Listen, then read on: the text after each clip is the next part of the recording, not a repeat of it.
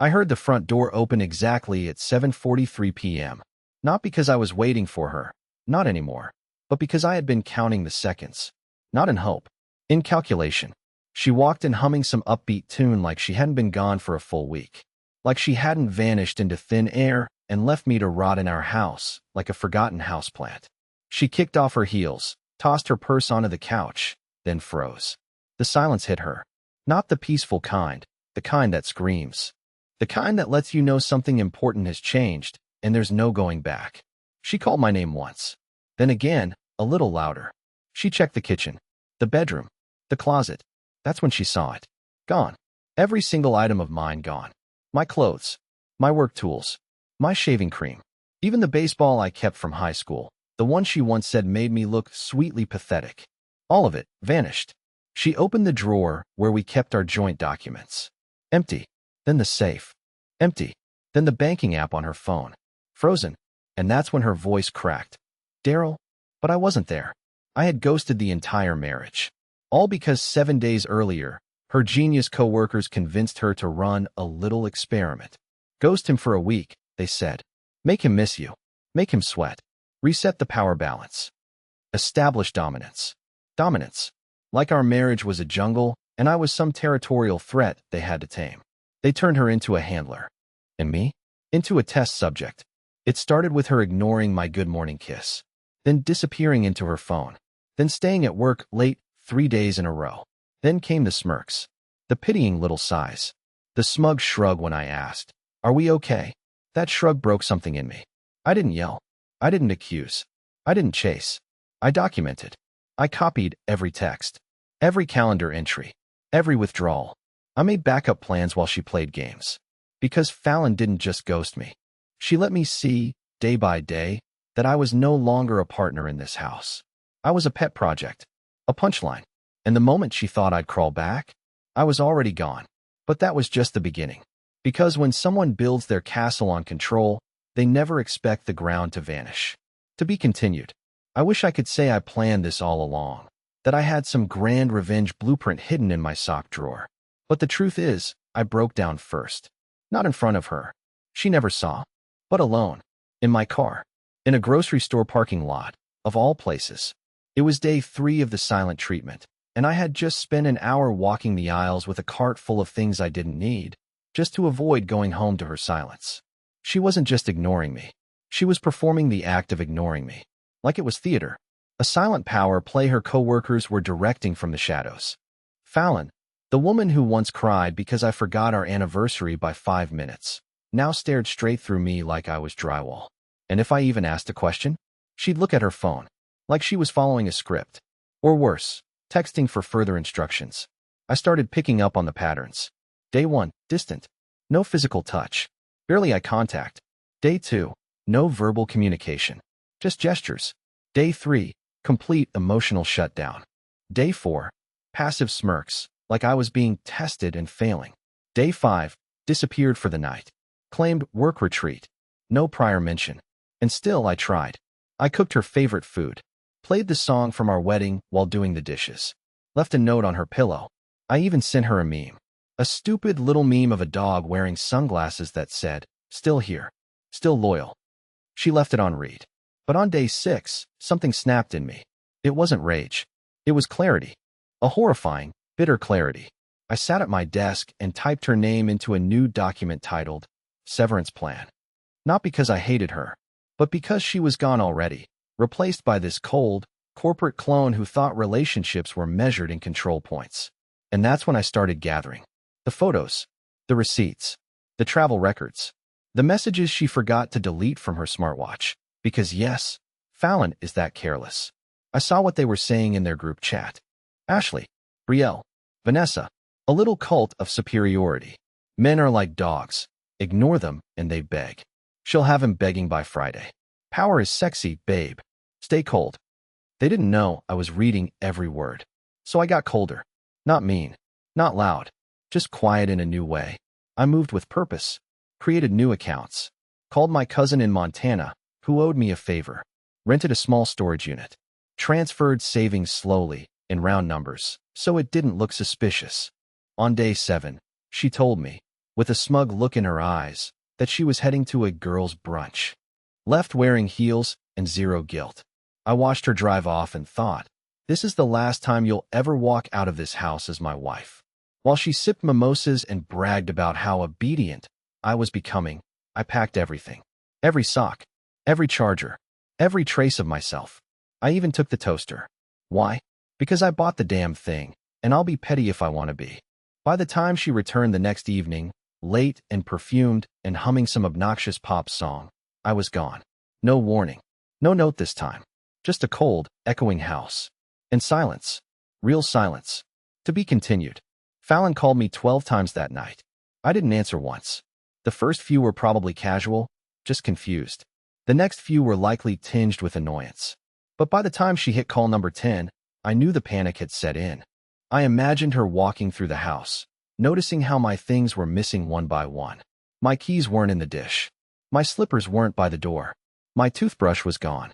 And worst of all, the drawer, the one where we kept our passports and documents, was completely empty. She tried texting after that. I didn't read the messages, but I saw the previews light up my burner phone. First, it was, "Where are you?" Then it became, "Is this some kind of joke?" Then, "We need to talk. Please." That was rich, considering we hadn't had a real conversation in over a week. The best part? She had no idea where I went. I'd logged out of all shared apps, disconnected from our smart home system, and even reset our Wi-Fi password before I left. No digital trail. No forwarding address. No backup plan she could exploit. Fallon liked control. She treated it like currency. She hoarded it in small ways, controlling the thermostat, deciding when we were allowed to have guests, even picking what days were acceptable for intimacy. It sounds ridiculous written out like this, but you don't notice the manipulation when it's slow, drip by drip. You just think you're being accommodating, being a good husband. But when she started weaponizing silence, that was when I realized it had never been love, just leverage. The next morning, I finally opened one of her messages. It simply said, "Daryl, what are you doing? You're scaring me." Good. She should be scared, because she wasn't dealing with the man she could ignore anymore. She was dealing with the man she unknowingly created, one who had nothing left to lose. I had moved into a rental cabin on the edge of a frozen lake 2 hours north. Remote, quiet, peaceful, the kind of place you go when you need to disappear without questions. I spent the morning drinking burnt coffee and listening to the voicemail she left around 3 a.m., her voice cracking as she said, "Please come home." I didn't mean for it to go this far. It was supposed to be a joke. A joke? Ghosting your husband for a week to assert dominance is a joke? Telling your coworkers how broken I looked while I silently begged for connection. That's a joke?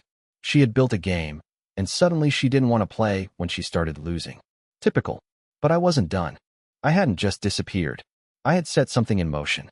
Because the one thing Fallon didn't know yet was that I wasn't coming back. Not physically, not emotionally, not financially. And what I'd already put in place would take more than an apology to reverse. To be continued. By the end of day 9, Fallon was no longer calling out of concern. She was calling out of desperation. She still didn't know how deep the damage went. She thought this was about hurt feelings. Maybe she believed that after a few days alone, I'd crawl back with some sad apology, asking for a second chance. But she didn't realize that while she was ghosting me for a week, I was surgically removing every thread that tied me to her world. What she hadn't seen, what she couldn't see, was that I'd already contacted a lawyer. Not one of those dramatic courtroom types you see on TV, but a quiet, methodical woman named Lindsay who didn't flinch when I said, "I want out, and I want to disappear cleanly."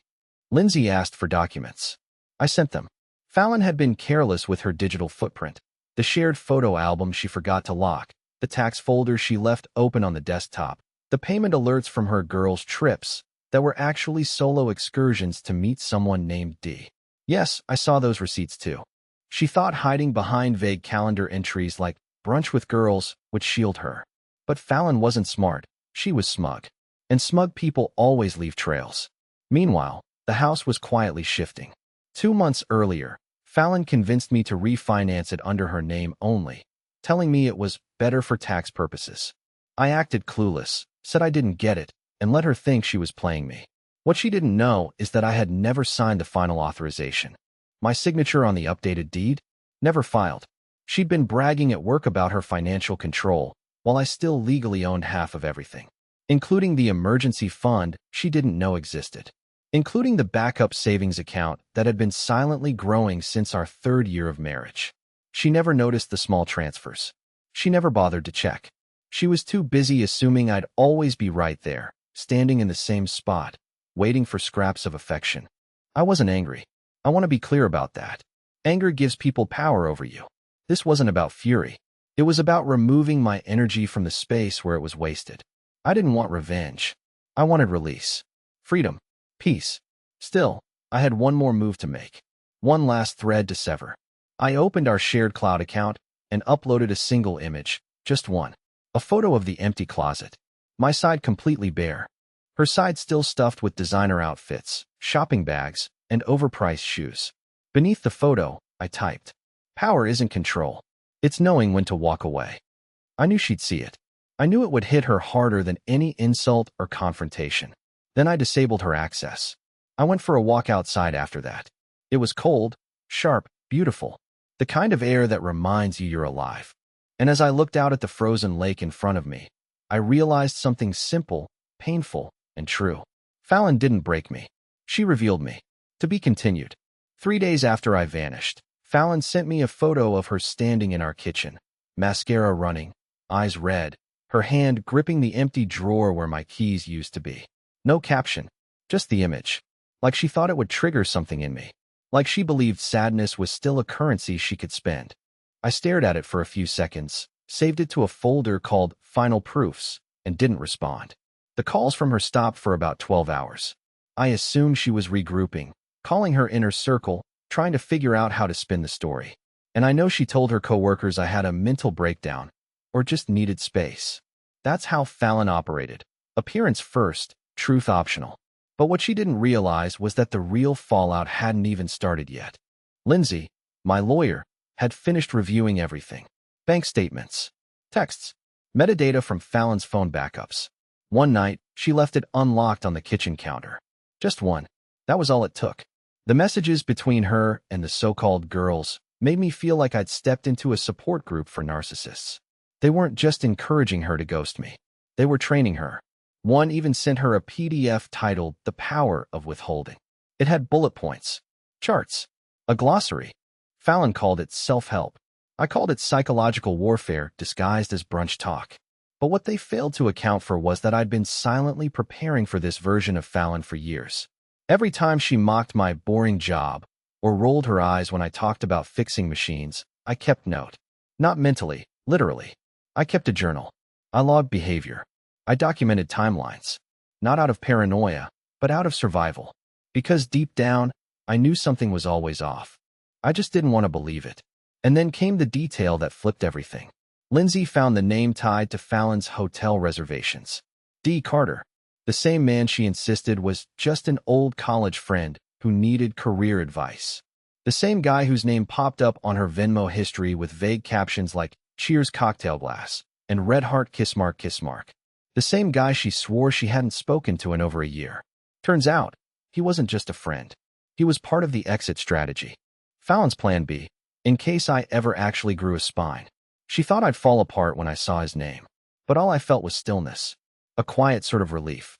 Like when a puzzle finally clicks into place and you stop blaming yourself for the missing piece. That night, I uploaded everything. The evidence, the financials, the texts, into a secure drive and scheduled it to send to Lindsay, my brother, and my father in 48 hours if I didn't check in. Not because I feared for my safety, but because I wanted witnesses. I wanted truth. Fallon had always thrived in shadows, in half-truths and selective memory. Not anymore. I turned off my phone. The real one. The one tied to our shared plan. I'd already switched numbers and given my new one to exactly 2 people. As for Fallon, she had no idea how much control she'd really lost. Because while she spent a week ghosting me to make me feel invisible, I spent that same week turning invisible into untouchable. To be continued. The thing about Fallon is that she never believed I was capable of silence. Not real silence. Not the kind that doesn't come with a guilt trip or an apology text 5 hours later. I used to be the guy who chased every awkward pause with a joke. The guy who filled every uncomfortable moment with Hey, are you okay? I was always trying to fix things. That was my curse. And she relied on it. She weaponized it. So when I stopped chasing, when I vanished instead of begging, she panicked. I heard from a mutual acquaintance, a guy named Brent, who works with her and always hated her smug little clique, that she broke down crying in the office break room. Not because she missed me. No, that wasn't it. She was crying because I'd humiliated her. Her words. Not abandoned, not betrayed, humiliated. It was never about losing me. It was about losing the audience. See, Fallon had been building a narrative, playing the composed, emotionally intelligent wife whose husband was emotionally clingy and needed boundaries. That was her favorite word for a while, boundaries. She used it like a weaponized pillow. Soft in sound, brutal in practice. The truth was, she didn't want boundaries. She wanted walls. High ones. With mirrors so she could admire herself while the rest of us starved outside. I had played my part perfectly. The guy who apologized too quickly. The man who accepted crumbs and called it dinner. But the moment I stopped showing up to the stage, the whole production collapsed. And now Fallon was left standing in the ruins of her own script, stunned that the supporting character had rewritten the ending without her. And oh, what an ending it was shaping up to be. My attorney, Lindsay, had filed everything. Quietly. Strategically. No messy court hearings. No public spectacle. I didn't want revenge. I wanted distance. Legally enforced, financially secure, emotionally final distance. The best part? Fallon didn't know she'd been served yet. We had timed it to hit her during a scheduled wellness retreat, one of those overpriced weekend getaways she and her friends took to reclaim their feminine power. I almost felt bad for the poor assistant who handed her the envelope in front of the yoga dome. Almost. But then I remembered how she mocked me to those same women, how she bragged about breaking me in like a dog. And suddenly, I hoped the envelope hit her like a freight train. Fallon sent one message after that. Just one. It read, "You're really doing this? After everything?" I didn't respond. Because yes, I was really doing this. After everything. After the lies, the manipulation, the weaponized silence, the late-night meetups with her old friend, the smug grin she wore when she thought I was too broken to walk away. Yes, I was really doing this. And for the first time in years, I wasn't afraid of what came next. To be continued. I thought Fallon's silence after the divorce papers might last longer. I expected at least a few days of cold fury, or maybe a calculated message filled with legal jargon her friends helped her craft. But instead, she did what narcissists do when they lose control. She flipped the script. Suddenly, I wasn't the broken husband anymore. I was the cruel, heartless man who abandoned his wife for no reason. She started calling mutual friends, spinning the most cartoonish version of the truth. In her version, I'd had a midlife crisis, had been emotionally erratic for months, and, my favorite, was possibly influenced by dangerous online advice. Apparently, disappearing from your own marriage now counted as an act of brainwashing. But what really broke the mask, the part she couldn't control, was when people started asking questions. The real questions. Why did she ghost her husband for a week? Why were her girls' trips so suspiciously frequent? Why did she brag about manipulating me in texts she apparently thought no one else would ever read? One of her old coworkers, someone I barely knew, actually reached out to me privately. She told me Fallon used to laugh during lunch breaks and say things like, "You have to train a husband like a puppy. Ignore him, confuse him, reward him." And they all laughed, apparently. It was a game. But now that the game ended with Fallon standing alone, they weren't laughing anymore. Turns out, people don't like watching someone burn their own house down and then play the victim when it's cold. As for me, I was finally breathing again. Not sleeping well, not yet, but breathing. The silence that had once been her weapon was now mine. I woke up without the weight of walking on eggshells. I ate when I wanted, not when it fit the routine. I listened to music again. I fixed things around my little cabin, not because someone told me to, but because I wanted to. No criticism. No eye rolls. No passive-aggressive sighs. It felt like recovering from an illness I didn't know I had. But Fallon wasn't done. She sent another message. This one long. Pages, actually. She poured it all out. How she wasn't trying to hurt me. How the girls just pushed her too far. How she missed how safe I made her feel. She ended it with, "Can we at least talk before you make this permanent?" But here's the thing. It was already permanent. Not just legally, but mentally, emotionally, spiritually. I had already mourned the marriage while I was still inside it. I had already begged for connection long before she started pretending I didn't exist. By the time I walked out the door, I wasn't leaving a wife. I was leaving a stranger who happened to wear her face. I didn't respond, because the part of me that used to need her approval didn't live here anymore. And the man she thought she'd trained? He wasn't coming back. To be continued. It's strange how healing doesn't arrive like a thunderclap. It doesn't kick down the door or announce itself with fireworks. It comes quietly, like morning lights slipping through the blinds after a long night. One day, I just realized I hadn't checked my phone for Fallon's name in over a week. No tension in my chest. No dread in my stomach. Just peace. It's been 2 months since I left, and I live in a place where no one raises their voice just to be heard. The cabin became a home, not because of the furniture, but because I finally felt safe in my own skin. I fixed up the fireplace, built a deck, even planted a little vegetable garden out back. I know, it sounds like something off a Hallmark channel, but after years of being made to feel small, there's something powerful about doing small things on your own terms. And something else happened too, something I wasn't expecting. I started laughing again, really laughing, at bad TV, at dumb internet videos, even at my own burned grilled cheese. That may sound trivial, but after being ignored and dismissed for so long, finding joy in my own company felt like rebellion. Like recovery. Fallon kept trying. She sent letters. Long ones. Rambling apologies, half confessions, half denials. She even showed up once, unannounced, standing at the edge of the driveway like some ghost of my former life. I didn't let her in. I didn't scream. I didn't explain.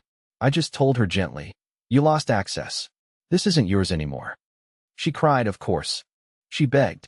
But by then, I had nothing left to give her, not because I hated her, but because I'd finally given all that love back to myself. And I know some of you might be wondering if I regret it, if I miss her, if I ever think about what could have been. I do. But here's the thing. I'm not bitter. I'm grateful.